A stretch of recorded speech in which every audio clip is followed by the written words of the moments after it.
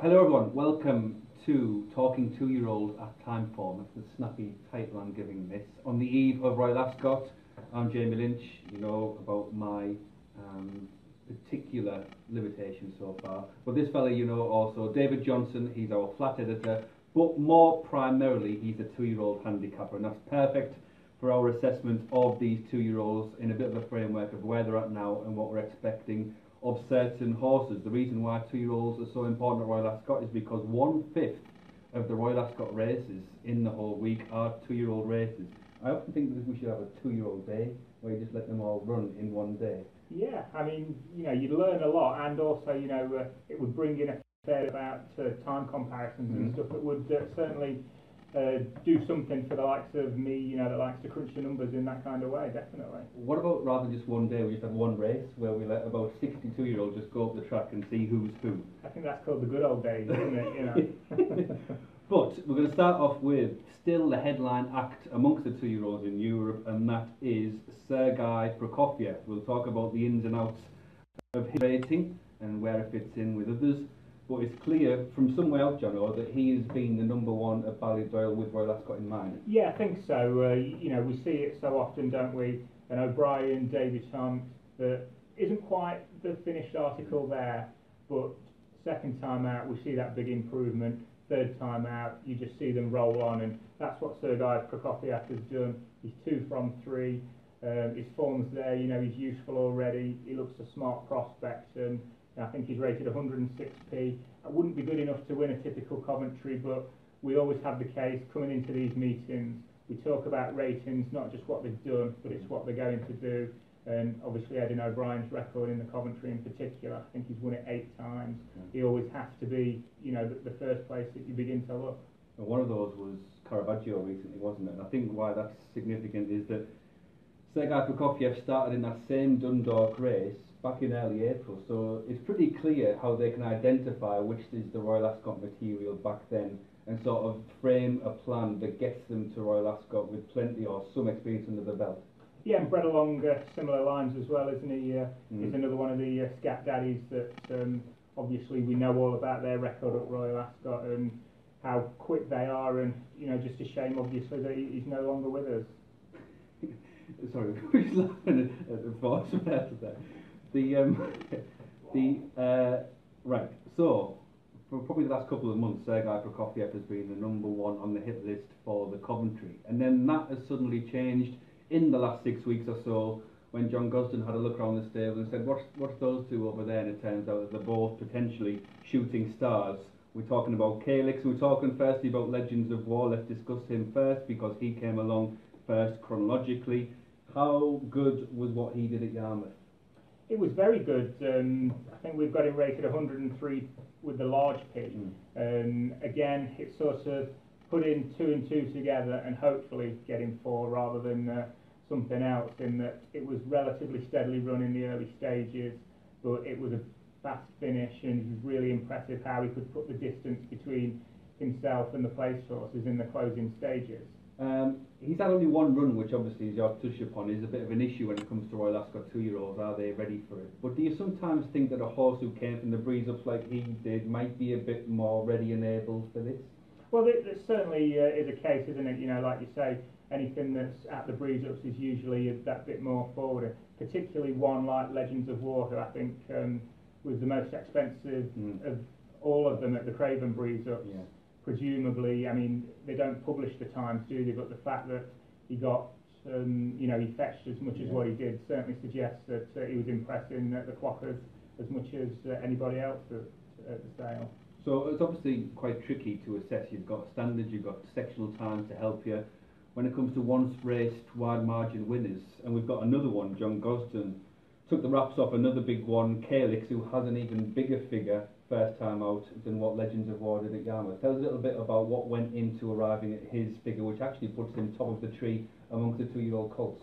That's right, yeah, he's rated 110p, which is a huge figure for a newcomer. And it sort of shows how Timeform ratings have evolved really over the last sort of 15 years, in that we probably wouldn't have had the capability of arriving at a rating like that until more recently, with, like I say, sectional times, and even, you know, sort of how you get ready access to video footage, which, you know, 20, 25 years ago you probably didn't have. So although we can say that Calyx has a rating that is almost unheard of amongst 2-year-olds, we're not necessarily comparing like for like, but he did it in the second half of the race, produced it's sort of a tale of two races really. They crawled early, and then from halfway he's come home in just over 33 seconds, which is, you know, remarkably fast. It earns him a huge upgrade to his time figure, and when we add that back to his rating, it tells us at the moment that he's potentially very, very good. Remarkably fast as well, considering that he wasn't completely polished either, was he, in those last 3 furlongs? No, not at all. You know, you could see when he first came under pressure that the head went up, he went sideways a little bit, and obviously Dettori was at Newmarket. He rode in the race, he rode the second favourite, I think. The fact that Havlin rode him has obviously done a lot of homework on him. They obviously thought he was a little bit tricky, but he can run. I see Dettori's jocked up at the 5-day stage, so poor old Rav's been kicked into touch for the big day, but you know, Dettori obviously is the big man, isn't he, for the big occasion? So Dettori is the big man for the big occasion, and we're largely dealing in stereotypical big guns here: Ballydoyle, John Gosden and Frankie Dettori. But the North, actually, in terms of a training operation, is seen as a different country, but they've had lots of Royal Ascot success, including with 2-year-olds recently, and I'm just noticing that 5 of the top 10 2-year-old colts with Timeform at this stage are trained in the North, and heading up that bunch is the Epsom winner Cosmic Law.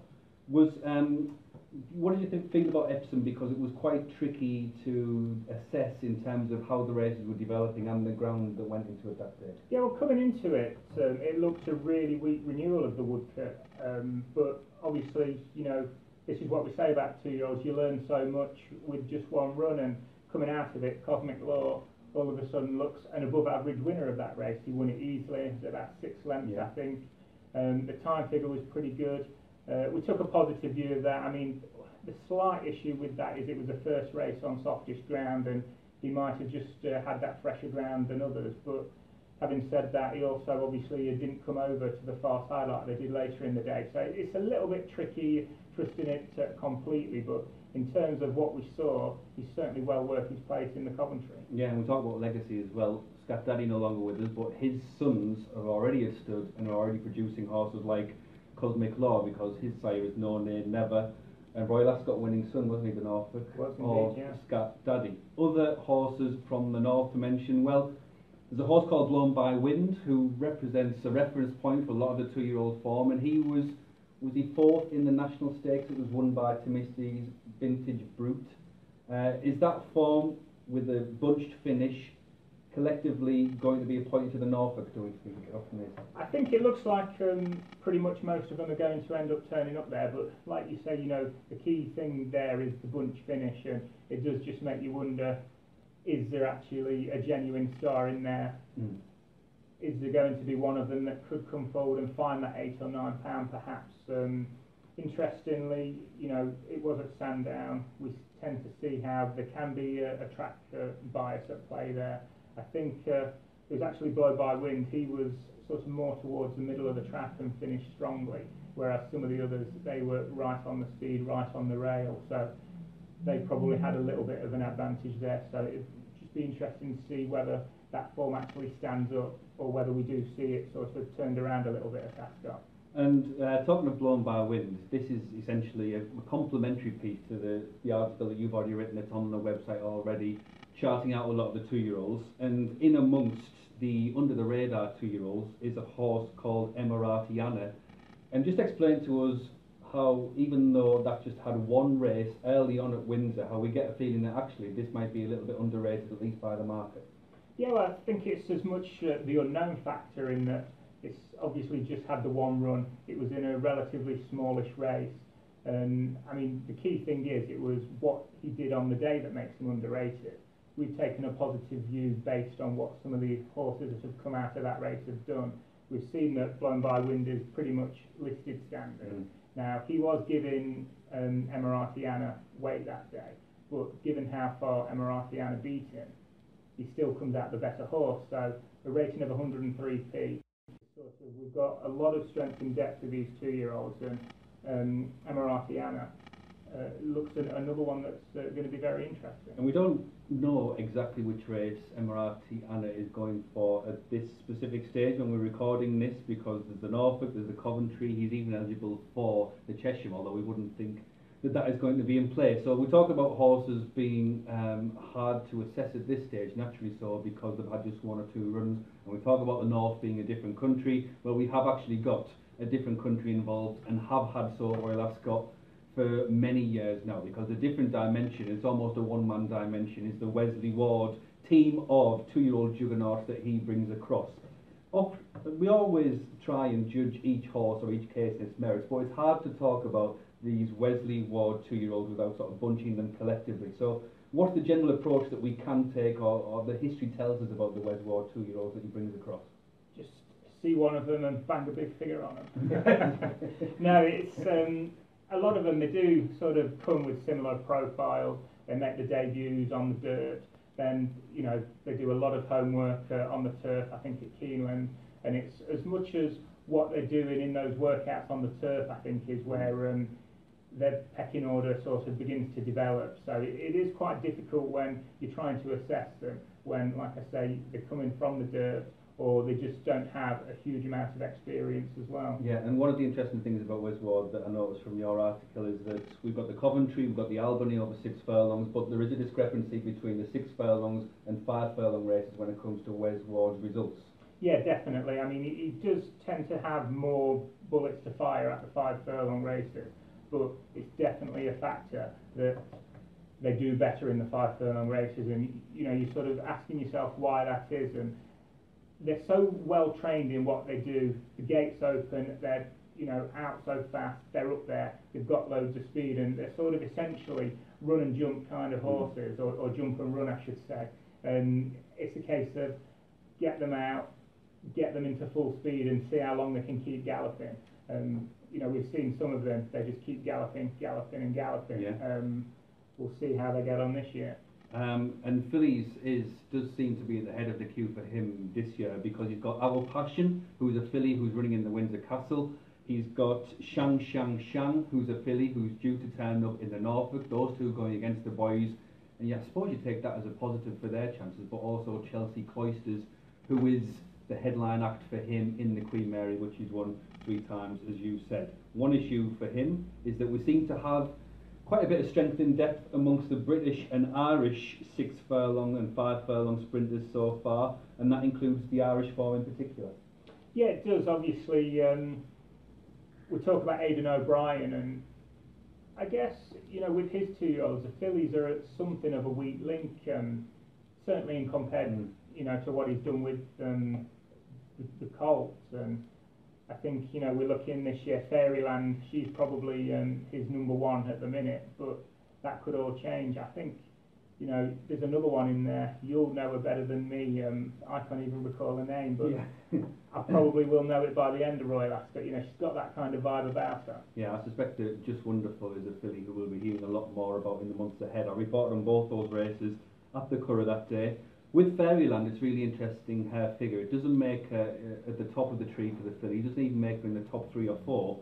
And it's just one of those where it's good to keep a lid on things, because you see the result on paper. Well, she's 2 from 2. She's trained by Aidan O'Brien. She won convincingly against the boys last time, but she was getting weight. There's a feeling that Van Beethoven and a few others didn't quite turn up. We had a close-up horse in 4th who was a big price and really shouldn't have been there. So I think it's just useful to keep a lid on Fairyland, in the thinking that as favourite for the Albany, they might just be running before they can walk in terms of the bookmakers pricing her up. And just to come back to the horse who you led me beautifully into, Just Wonderful won the first race at the Curragh that day. It was a maiden which Clemmy was only 3rd the year before she went to the Albany, got an extra education there, and then the rest is history. She was the top 2-year-old filly, but Just Wonderful, quick and clear of her group. She beat a clutch with experience on the near side. Ryan Moore never had to go for the whip, and there was just something about her which I really liked, and think that she might be the filly, not just for Royal Ascot, but in terms of the end of season, that we're really talking a lot about, but that is theoretical, and what we're interested in is the stronger form lines that are emerging. Tell us about the Ascot race, won by Shades of Blue, and how that looks in light of what's gone on since. Yeah, well, it's traditionally a race that works out well. I think a few years back, Clive Britton had a winner of it that went on to win the Queen Mary and the Coronation Stakes the following year. And then I think we also had Bashara winning it a couple of years ago for William Haggison. Obviously, she went on to win group races. So it's all there at the moment for the potential to work out. And I think it was Shades of Blue that won it.